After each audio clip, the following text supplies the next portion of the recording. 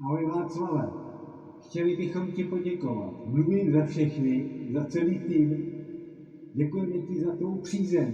Děkujeme za perfektní materiál. Není úplně radioaktivní, ale některé kousky těch dýní, co si poslal, vyzařují opravdu plutonia nadmíru. Takže raději bych doporučil otevírat výhradně po 6 pivech nebo 7, protože tu žízeň potom nikdo neuhasí.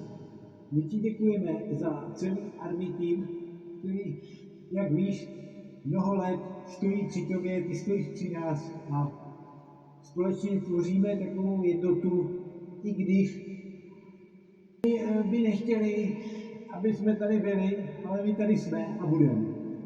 Takže i pro všechny ty, kteří nechtějí nebo si nepřejí některé věci, tak ty posíláme jaksi určitým způsobem do jistých míst. A přeju tobě, paní a celé tvojí rodině jenom to nejlepší za celý náš tým, za veškerou práci, kterou si kdy odvedl, kterou odvádíme a kterou budeme odvádět nadále. Nový produkt Army Bonnet, určitě perfektní věc, Army Cost, perfektní na klouby, na lokty, na pěsti, na ruky, ideální věc.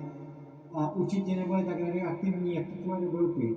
Čili papričky, švestkové, perfektní, nejlepší na světě. Budeme chtít recepty, ale určitě autorské práva si můžeš nechat patentovat, protože to, kdyby se mělo prodávat, tak ta soudružka, která teď získala cenu v Británii za nejlepší, ale nejlepší marmelády, někde od vás tam pošumaví, tak si myslím, že by si vydrtil 1, 2.